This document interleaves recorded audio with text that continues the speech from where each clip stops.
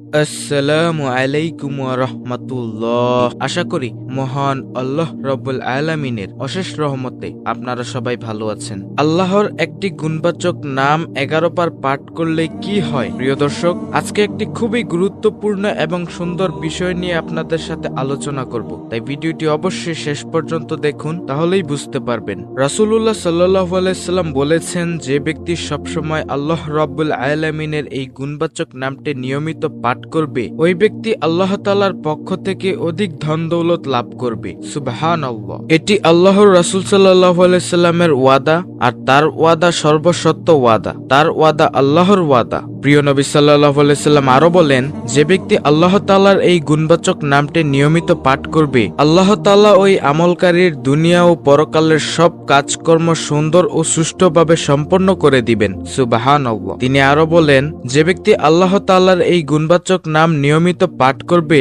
আল্লাহ তাআলা ওই ব্যক্তির সকল কাজের ভালো ফলাফল দান করবেন। সুপ্রিয় দর্শক মণ্ডলী, আমরা হয়তো আল্লাহ রাব্বুল আলামিনের গুণবাচক সে নামটি এখনো জানি না, তবে রাসূল সাল্লাল্লাহু আলাইহি সাল্লাম বলেছেন, তোমরা নিয়মিত বেশি বেশি ইয়া যাল জালালি ওয়াল ইকরাম পাঠ করো। প্রিয় নবী সাল্লাল্লাহু আলাইহি সাল্লাম নিজেই বলেছেন, তোমরা আল্লাহর এই বিশেষ গুণবাচক নামটি পাঠ করো, যেটা হচ্ছে ইয়া যাল জালালি ওয়াল ইকরাম। এটি মূলত আল্লাহ তাআলার 99টি নামের একটি খাস নাম, যেটি পাঠ করলে আল্লাহ রাব্বুল আলামিন রাসূল সাল্লাল্লাহু আলাইহি সাল্লামের মাধ্যমে উদাহরণ দিয়েছেন যে আল্লাহর পক্ষ থেকে অবারিত ধন দৌলত দিবেন, দুনিয়া ও পরকালের সব কাজ সুন্দর ও সুষ্ঠুভাবে করার তৌফিক দান করবেন, এবং সর্বশেষ ওই ব্যক্তির সব নেক কাজের ভালো ফলাফল দিবেন। প্রিয় দর্শক, ইয়া যাল জালালি ওয়াল ইকরাম আল্লাহ তাআলার এই খাস নামের অর্থ হচ্ছে সমস্ত সৃষ্টি জগতের অধিপতি, যিনি সৃষ্টিকুল থেকে ভয় পাওয়ার হকদার ও একমাত্র প্রশংসার যোগ্য, মহত্ব,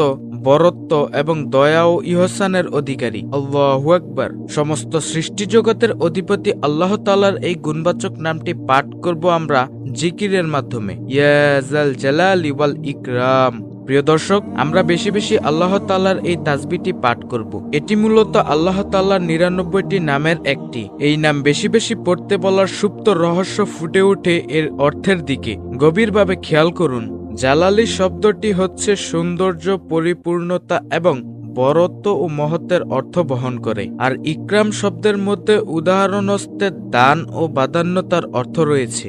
সুতরাং এই নামে আল্লাহ তাআলাকে স্মরণ করার অর্থ হচ্ছে একাধারে আপনি আল্লাহর প্রশংসা ও গুণকীর্তন করছেন, আবার পাশাপাশি তার প্রার্থনাও করছেন। নবী করিম সাল্লাল্লাহু আলাইহি সাল্লাম যা বেশি বেশি পড়তে বলেছেন, আপনার কি তা কম পড়া হয়? উত্তর না হলে এখনই শুরু করুন। ইয়া যাল জালালি ওয়াল ইকরাম অর্থ, হে বরত্ব, শ্রেষ্ঠত্ব এবং সম্মান ও বাদান্যতার অধিকারী। এই দোয়াটি পড়ার পরে আপনি আল্লাহর দরবারে হাত তুলে মোনাজাত করুন, দোয়া করুন।